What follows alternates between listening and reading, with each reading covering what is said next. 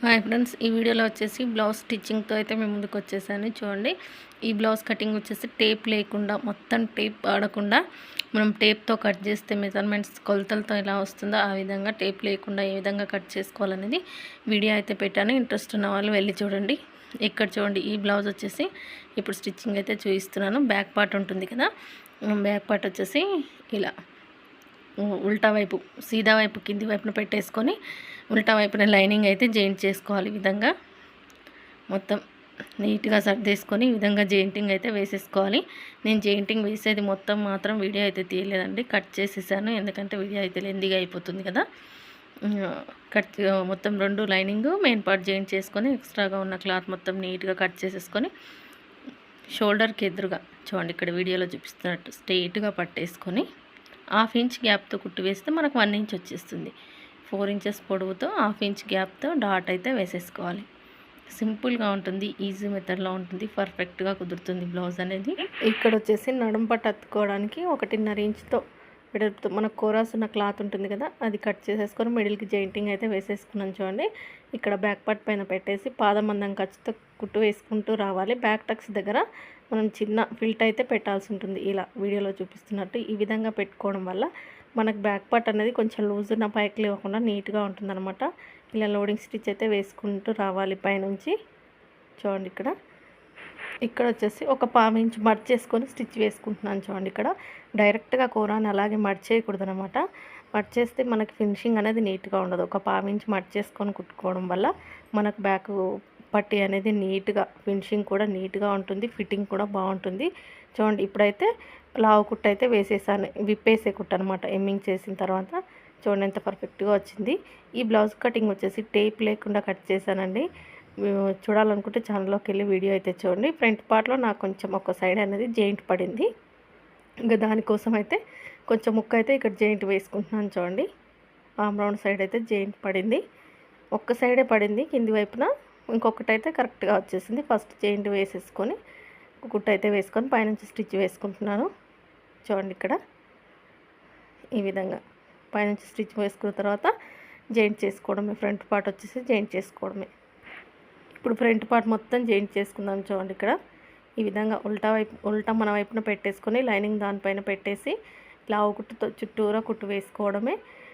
ఈ విధంగా తొందరగా అయిపోతుందండి బ్లౌజ్ అనేది. మనం గమ్ పెట్టి అతికించుకుంటే ఇంకా తొందరగా అవుతుంది, ఫినిషింగ్ కూడా బాగుంటుంది. కానీ గమ్ పెట్టుకోవడానికి టైం లేని వాళ్ళు, ఐరన్ బాక్స్ లేకుండా నీట్గా రాని వాళ్ళు ఇలాగే స్టిచ్ చేసుకోండి. ఒక 5 నిమిషాలు ఎక్కువ అవుతుంది అంతే, అంతకు మించి ఏమీ అవ్వదు.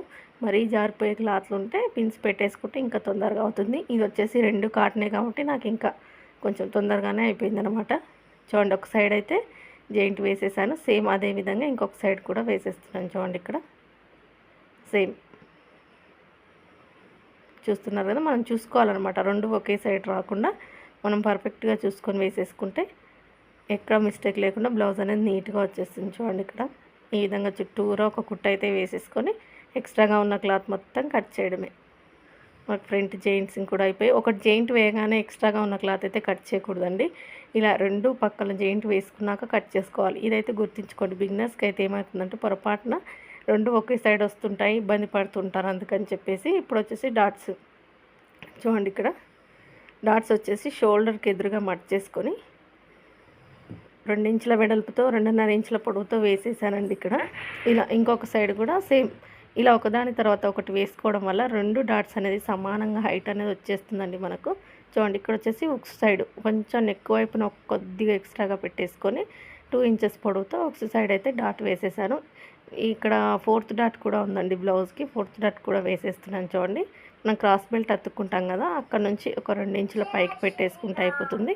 ఆమ్ రౌండ్ సైడ్ వచ్చేసి మెయిన్ డాట్ని పట్టేసుకుంటే మనకు ఆమ్ రౌండ్ సైడ్ ఉన్న డాట్ అయితే ఈజీగానే వచ్చేస్తుందండి. ఇక్కడ దారం తెగింది, ఇంక ఇదైతే తీసేయలేదు. చూడండి, ఇక్కడ ఈ విధంగా మనకు డాట్స్ వేయడం పెద్ద కష్టమేమి కాదు, ఈజీగా అయిపోతుంది. కాకపోతే కొంచెం షేప్ అనేది ఎక్కువగా కావాలనుకునే వారికి క్లాత్ అనేది ఎక్కువగా పట్టుకోవాలి. షేప్ అవసరం లేదు, ఫ్లాట్గా కావాలన్న వారికి తక్కువగా పట్టుకోవాలి.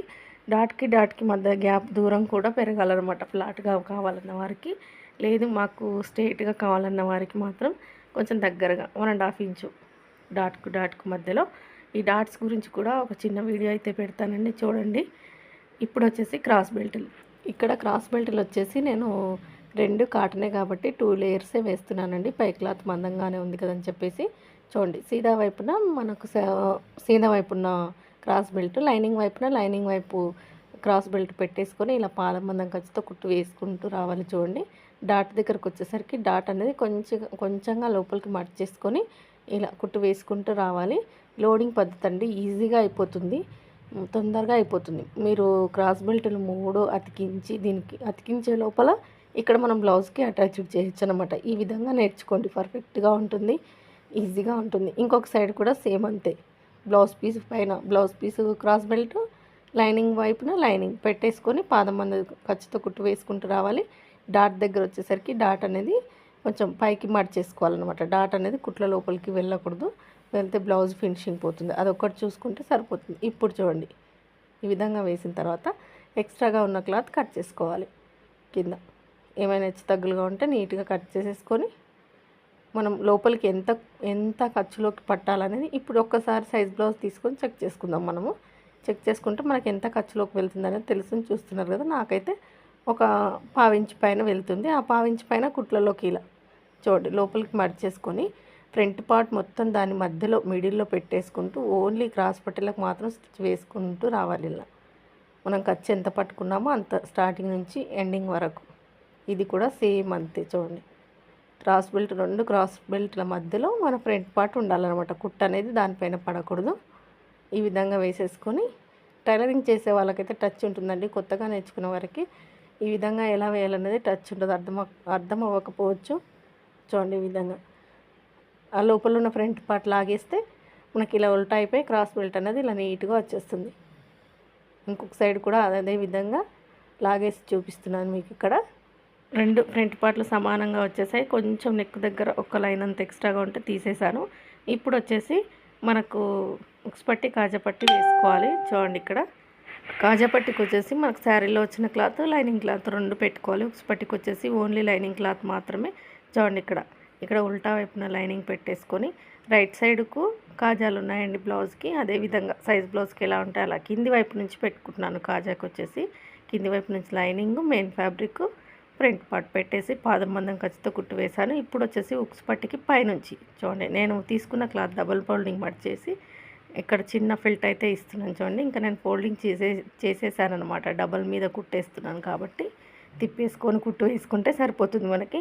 ఇప్పుడు వచ్చేసి పైనుంచి లోడింగ్ స్టిచ్, ఈ విధంగా లోడింగ్ స్టిచ్ అయితే వేసేసుకోవాలి 2 వైపులా. ఉక్స్ పట్టికి కాజా పట్టికి వేసేసుకుంటే మనకి ఫినిషింగ్ బాగుంటుందన్నమాట. చూడండి, ఇప్పుడు వచ్చేసి ఉక్స్ బట్టి మొత్తం లోపలికి మడిచేసుకొని కుట్టు వేసుకోవడమేనండి. చూడండి, ఇక్కడ వీడియోలో చూపిస్తున్న విధంగా లోపలికి మడిచేసుకొని కింద హెచ్చు తగ్గులు లేకుండా నీట్గా మడిచేసుకొని ఇలా నీట్గా కుట్టు వేసుకుంటూ రావాలి. ఇప్పుడు వచ్చేసి కాజాపట్టి వచ్చేసి ఎక్స్ట్రా క్లాత్ అయితే ఫస్ట్ ఒక ఫోల్డింగ్ మీద స్టిచ్ అయితే వేయాలండి. ఈ విధంగా నీట్గా స్టిచ్ వేసేసి ఇప్పుడు వచ్చేసి పై వైపున ఇంకొక స్టిచ్. ఇది అనేది మనకు 1 ఇంచ్ గ్యాప్తో ఎక్స్ట్రా వస్తుందన్నమాట కాజాపట్టి అనేది. చూడండి, ఇక్కడ ఈ విధంగా కుట్టు వేసుకుంటూ రావడమే. ఇంకొక స్టిచ్ వేయాలన్నమాట, ఒక స్టిచ్ వేయకూడదు. మనం కాజాలు వేసేందుకు గుర్తుగా ఇంకొక స్టిచ్ అయితే వేయాలి. టైట్గా ఉండాలన్నమాట, ఊడిపోకూడదు మనం ఉక్స్ పెట్టిన తర్వాత. ఇలా ఫ్రంట్ పార్ట్ అయితే రెడీ అయిపోయింది. ఇప్పుడు వచ్చేసి హ్యాండ్స్ చూపిస్తాను. చూడండి, మీకు బ్యాక్ పార్ట్ మీద ఫ్రంట్ పార్ట్ పెట్టేసి జాయింట్ వేసుకుంటున్నాను. చూడండి, ఇక్కడ ఈ విధంగా నీట్గా పెట్టేసుకొని ఎక్కడ హెచ్చు తగ్గులు లేకుండా నీట్గా పెట్టేసుకొని ఈ విధంగా కుట్టు అయితే షోల్డర్స్ అయితే జాయింట్ చేసుకోవాలి. ఇంకొక సైడ్ కూడా సేమ్ అలానే మనం నెక్ పట్టి అత్తుకుంటే మనకు మిగిలింది ఒకటి, హ్యాండ్స్ ఒకటి. చూడండి, ఇక్కడ ఇంకొక సైడ్ కూడా సేమ్ అంతే. ఇలా పాదం మందం ఖర్చుతో కుట్టు వేసుకుంటూ రావాలి. ఇంకొక స్టిచ్, డబుల్ స్టిచ్ ఇలా. ఇప్పుడు వచ్చేసి నెక్కు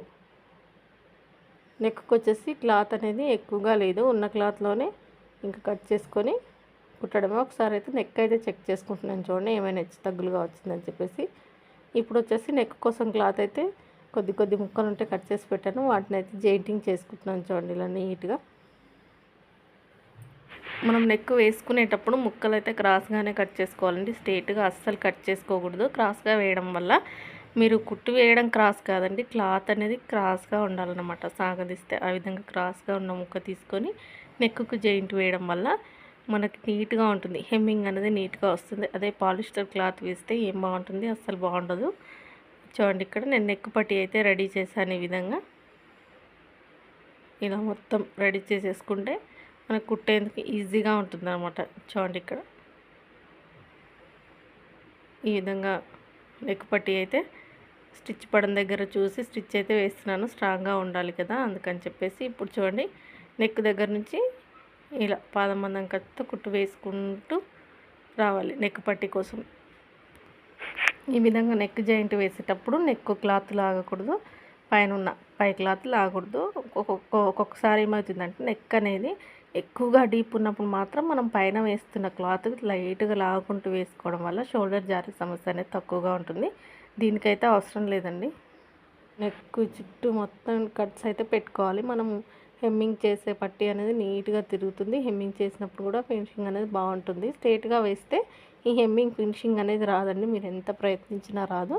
నెక్ పట్టికి వచ్చేసి క్రాస్ ముక్కలే వేసుకోవాలన్నమాట. ఈ విధంగా పాదం మందం ఖర్చుతో చూడండి హెమ్మింగ్ కోసం అయితే మర్చేసుకొని పట్టి అయితే ఎత్తుకుంటున్నాను.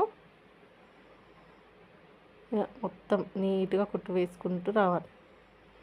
ఇది బ్లౌజ్ పైన పడకూడదు, అలా అని చెప్పేసి మొత్తం లైనింగ్ మీద పడకూడదు. మిడిల్లో ఇలా పడితే మనకి హెమ్మింగ్ చేసేటప్పుడు నీట్గా ఉంటుంది. చూడండి ఇక్కడ ఈ విధంగా మొత్తం కుట్టు వేసుకుంటూ రావాలి. ఇలా అయిపోయింది, మనకు నెక్ పట్టి వేసుకోవడం అయిపోయింది. ఎక్స్ట్రాగా ఉన్న క్లాత్ అయితే కట్ చేసేద్దాం. ఇక్కడ ఈ విధంగా ఎక్స్ట్రాగా ఉన్న క్లాత్ మొత్తం నీట్గా కట్ చేసుకోవాలండి. ఇక్కడ మాత్రం చాలా జాగ్రత్తగా ఉండాలి. బిగినర్స్ ఏం చేస్తారంటే పొరపాటున కింది వైపున ఎక్కడో దగ్గర కటింగ్ అయితే పెట్టేస్తారు. అలా కాకుండా ఉండాలి అంటే ఇలా నీట్గా వేళ్ళ సాయంతో ఇలా ఎక్స్ట్రాగా ఉన్న క్లాత్ మొత్తం ఇలా కట్ చేసుకోవాలి. కొంచెం జాగ్రత్త పడితే సరిపోతుంది అనమాట. ఇది ఓన్లీ బిగినర్స్కి మాత్రమేనండి. అనుభవం ఉన్న వాళ్ళైతే చాలా స్పీడ్గానే చేసేస్తారు. చూడండి ఇక్కడ షోల్డర్ దగ్గర వచ్చేసి హెచ్చు తగ్గులుగా ఉన్న క్లాత్ నీట్గా కట్ చేసేసుకుంటున్నాను. ఇక్కడ రెండు సమానంగా ఉన్నాయా లేదా చెక్ చేసేసుకొని ఇప్పుడైతే హ్యాండ్ జాయింటింగ్ అయితే చేసేద్దాం. మనము చంక కింద ఒక్కసారి ఇలా చెక్ చేసుకోవాలండి. ఏమైనా హెచ్చు తగ్గులుగా ఉంటే ఒక పావించి అంత తేడా ఉంటే కట్ చేసుకోవచ్చు. మరీ ఎక్కువగా ఉంటే మాత్రం కటింగ్లో మిస్టేక్ పోయినట్టు. చూడండి నాకు ఇక్కడ కరెక్ట్గా సరిపోయింది.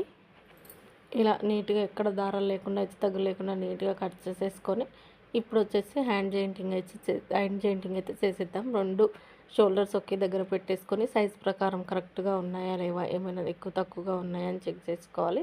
కరెక్ట్గా ఉన్నాయండి. ఇంకా హ్యాండ్స్ అయితే జాయింట్ వేసేసుకుందాం. ఇక్కడ చూడండి ఇక్కడ ఒక హ్యాండ్ వేసేది అయితే చూపిస్తాను మీకు, ఇంకొక హ్యాండ్ అయితే పెట్టనండి. వీడియో అనేది లెంతీగా అయిపోతుంది కదా. ఇలా ఉల్టా వైపున మనం సైజ్ ప్రకారం కట్ చేసుకున్న హ్యాండ్ పెట్టేసుకొని హెమ్మింగ్కి పెట్టుకోవడమేనండి. చూడండి ఈ విధంగా హ్యాండ్ అయితే సెట్ చేసేసుకొని పెట్టుకోవాలండి. లోత్ అనేది ఎటువైపున ఉందనేది చూసుకోవాలి. కర్వ్ అనేది దానికి ఆపోజిట్లో ఇంకొక హ్యాండ్కి రావాలి. చూడండి ఇక్కడ నేను 2 హ్యాండ్స్ సమానంగా పెట్టేసుకొని నాకు కొద్దిగా బ్లౌజ్ హ్యాండ్ అనేది కొద్దిగా హైట్ పెరిగినట్టుగా అనిపించింది.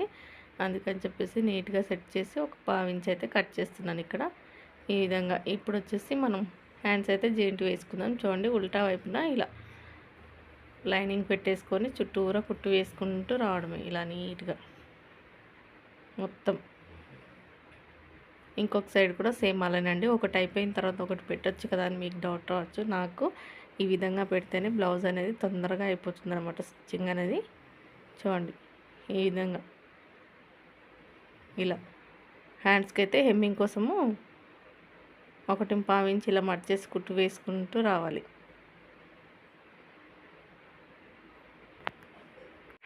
ఇంకొక హ్యాండ్ కూడా సేమ్ అలానే అదే విధంగా చూడండి ఇక్కడ ఇలా ఈ విధంగా 2 హ్యాండ్స్ అయితే చుట్టూ కుట్టు వేసుకుంటూ రావాలి. సైడ్ వైపున వచ్చేసి నాకు కొద్దిగా చంక దగ్గర క్లాత్ అనేది పడింది, నేను డైరెక్ట్గా వేసేస్తానండి. ఈ విధంగా పెట్టేసుకొని పై వైపు నుంచి మనం 2 క్లాతులు జాయింట్ వేసుకునేటప్పుడు చిన్న ముక్క పెట్టేస్తాను. అది వచ్చేసి నాకు స్టిచ్చింగ్లోకి వెళ్ళిపోతుంది.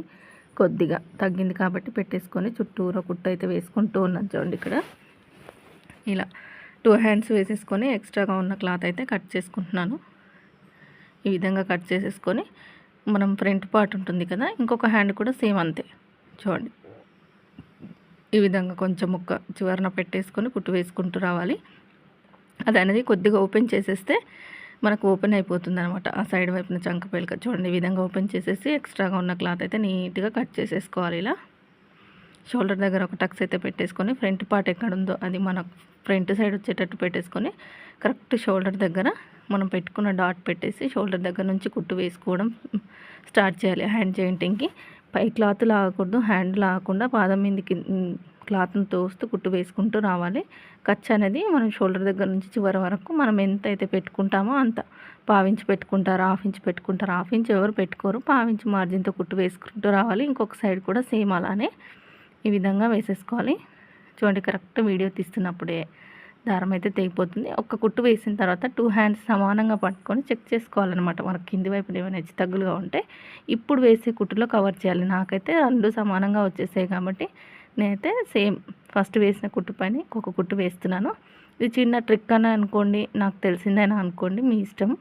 ఈ విధంగా కుట్టు వేసేసుకొని ఇప్పుడు వచ్చేసి సైడ్ వైపున చివరన ఒక కుట్టు అయితే వేసేస్తున్నాను. చూడండి, ఫస్ట్ ఈ విధంగా చివరన వేయట్లేదు, డైరెక్ట్ సైజ్ బ్లౌజ్కి ఎంత ఉందో అంత పెట్టేసుకొని ఈ విధంగా కుట్టు వేసుకొని రఫ్ ఇచ్చేసేసి చంక దగ్గర మనకు కరెక్ట్ నేను టక్స్ పెట్టుకున్న వరకు వచ్చేసింది.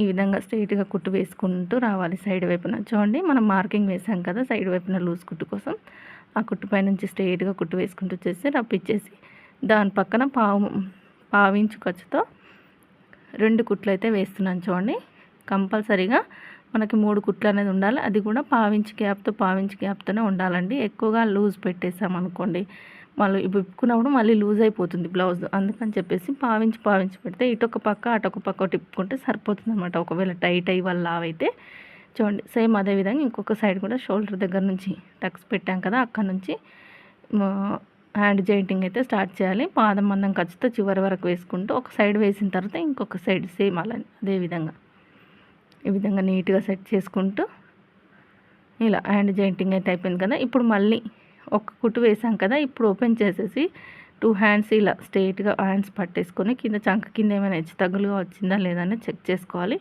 నాకు ఇక్కడ వచ్చేసి ఫ్రంట్ పార్ట్ ఒక గీత అంత వచ్చింది. ఆ ఫ్రంట్ పార్ట్ ఒక గీత అనేది ఈ సైడ్ కుట్లు మళ్ళీ వేస్తాం కదా హ్యాండ్ జాయింటింగ్, అక్కడ లోపలికి పట్టేసుకుంటే సరిపోతుంది. ఎలాంటి మిస్టేక్స్ రావు, బ్లౌజ్ అనేది ముడతలు రాదు, మనకు చంక కింద ప్లేస్ కుర్తా అనేది వస్తుంది, పర్ఫెక్ట్గా కుదురుతుంది. చూడండి, ఇప్పుడు వచ్చేసి డబుల్ స్టిచ్ వేసాం కదా, ఇప్పుడు వచ్చేసి చివరిన ఒక కుట్టు వేసేసుకుంటే సరిపోతుంది. లేదంటే డైరెక్ట్ టైట్ కుట్టు, ఇప్పుడు మనం ఆల్రెడీ ఒక హ్యాండ్కి వేసాం కదా, అదే హ్యాండ్ పెట్టేసుకొని టైట్ కుట్టు అయితే వేసుకోవాల్సి ఉంటుంది. ఇలా నీట్గా చంక కింద కూడా ఈ విధంగా కుట్టు వేసుకుంటూ రావడమే. ఇలా నీట్గా వేసేసుకోవాలి. చూడండి, ఎక్కడ హెచ్చు తగ్గు లేకుండా ఒక సైడ్ వచ్చేసి ఉక్స్ పార్ట్ ఎంత ఉందో అంత, బ్యాక్ పార్ట్ అయితే ఆల్రెడీ చెక్ చేసాం కదా, చెక్ చేసి పెట్టాను కదా. చూడండి, ఇక్కడ వేసాం కదా అంతే ఉంటుంది. ఇలా 2 ఎంత ఉందో అంత పెట్టేసుకొని 1/2 ఇంచ్ మార్జిన్తో 3 కుట్లు అయితే వేసుకోవాల్సి ఉంటుందండి. ఈ విధంగా నీట్గా ఈ విధంగా కుట్టు వేసేసుకొని ఎక్స్ట్రాగా ఉన్న క్లాత్ అయితే కట్ చేసుకోవాలి. చూడండి, కొంచెం చివరిలో అయితే వీడియో స్పీడ్గా పెట్టాను. చూడండి ఎంత పర్ఫెక్ట్గా వచ్చిందో మనకి బ్లౌజ్ అనేది. ఈ విధంగా రావాలన్నమాట. చూడండి, ఇక్కడ వీడియో నచ్చితే మాత్రం చిన్న లైక్ చేసి సపోర్ట్ చేయండి. సబ్స్క్రైబ్ చేసుకొని వారైతే సబ్స్క్రైబ్ చేసుకోండి. చివరి వరకు స్కిప్ చేయకుండా చూసిన ప్రతి ఒక్కరికి థ్యాంక్ యూ సో మచ్ అండి. ఈ వీడియో కటింగ్ వీడియో పెట్టి చాలా రోజులైంది. స్టిచ్చింగ్ వీడియో ఇప్పుడు వస్తుంది చూడండి. వీడియో చూస్తున్నందరికీ మరొకసారి థ్యాంక్ యూ సో మచ్.